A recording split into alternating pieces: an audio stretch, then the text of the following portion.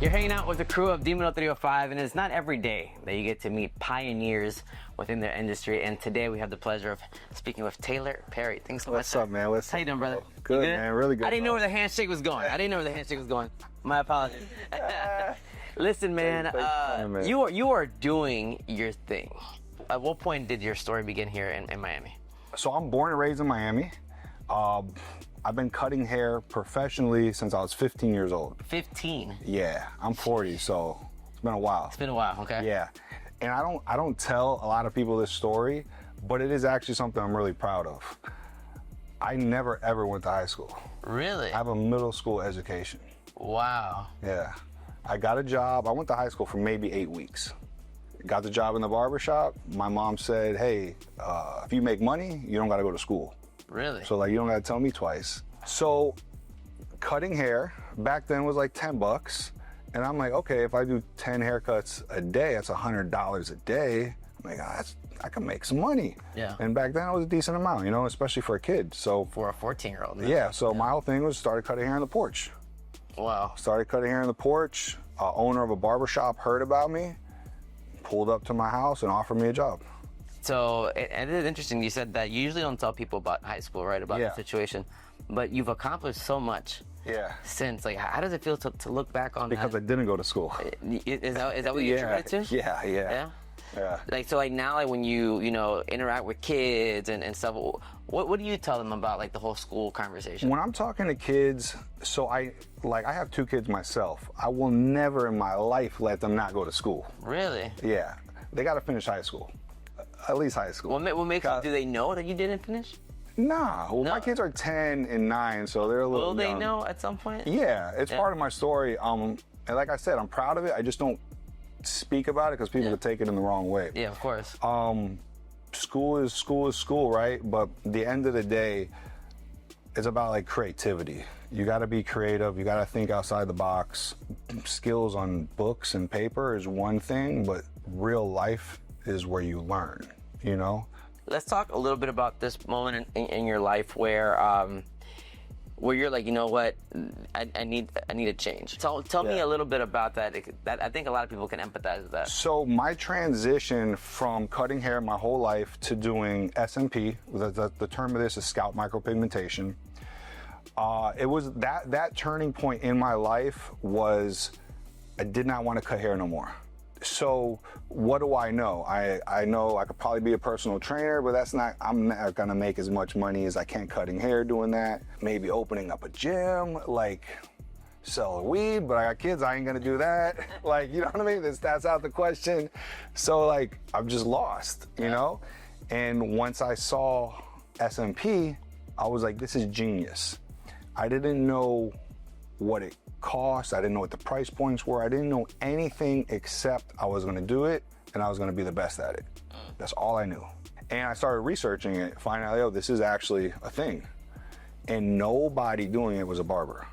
And they're just missing that little touch. Yeah. They did great work, but they're just missing a touch, like that barber touch, you know?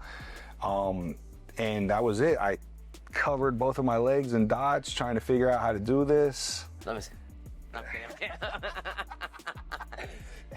Yeah, that's for OnlyFans, folks. Make sure to sign up. Coming to you soon. OnlyFans, TaylorPerry.com. So you were dotting yourself up. Yeah. I convinced her older brother to let me do his head. I tattooed his head in the barbershop after hours. I think it was like 10 o'clock at night. We were both shitting bricks. There's blood everywhere. We were scared. And it came out awesome. For real? Yeah, it came out awesome. I took pictures and videos. With those pics and videos, I had 3 more guys booked the next morning. And I never ever stopped. That was a little bit over 7 years ago. So now it's one thing to start doing that and get a couple folks here and there. At what point did you decide, you know what, I want to have my own studio? Because that's a whole other all organic. Okay.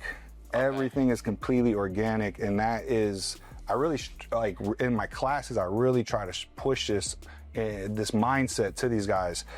I started in the barbershop after hours. Like when the shop closed, I did it right in my barber chair. Sundays, the shop was closed. I would do it every Sunday. And that grew from like Sunday being my SMP day. and it grew to one client. My goal is I need a client every Sunday. And that quickly grew to me having 4 to 5 clients every Sunday. Then Monday, Tuesday, Wednesday, Thursday, at night, another client. And then I'm booked up. Within that first year, I had no more free time. So I was forced to open up a store. Wow. I opened up the shop, and I want to tell you, 4 months into me opening up the shop, I just never went back to the barber shop because I was just getting so busy. And that year, I had a little hole in the wall shop. That year, I cleared over $1 million with 10,000 followers on Instagram. Wow. Everybody flying in from all over the world. Really? Yeah. It was surreal. It's still surreal when I think about it. And I think it's also a testament to you betting on yourself, believing in yourself, and also people believing in you, right? You know, with like the income tax stuff. Yeah. And now, like, Rip Ross, I mean, that's just crazy, right? Yeah. Being one of the top hip hoppers in the game. Yeah, it's like, nuts. how did that happen? He's from Carroll City. Of course. We got a lot of mutual friends, and I did a lot of his close friends, did all their SMPs. He wanted it, and they just called me up. Was like, yo, come to the house. That's amazing, man. Yeah, went over there, did him. I had a good amount of people, good amount of athletes. I've been doing MMA and jiu-jitsu for 20 years, so I've done tons of guys in the UFC, a lot of guys out of American Top Team, fight sports, stuff like that. Is it taboo a little bit, like for guys to get it? I mean, if you think about it, right, tattoo your head, it's pretty taboo. It sounds nuts. Yeah. When you see it, then you're like, oh, okay. Yeah. Now you kind of start understanding it, because it's tattooing, but it's a total different technique than like the stuff on the body. Yeah. And the idea of this is realism, right? We want it to look super real. So when you think of tattoo, you're thinking of like some crazy black paint, like, you know? And the eye is supposed to be the opposite. It's like very delicate, less is more, you know? So you have to tell us, what's next for Taylor Perry and Taylor Perry Studios? Honestly, my goal is to just do everything with like good intentions. When people want to learn this, I just share what I have. I get rewarded for that, you know, and just help as many people as possible. And just really take the education to the next level. This is still in its infancy. It's not regulated, and it's not growing as big as, like, say, the barber industry is or cosmetology industry. So just really being a staple in this, and it's here forever. It's not gonna go nowhere. This is hair loss, which hair loss in itself is an $8 billion industry just in the United States. Not even North America. United States only is an $8 billion industry. So this is just become a staple in this and make it not taboo. So whenever I'm going through. I got you. I got you. Thank you, brother. Thank you so much, man. Thank you, man.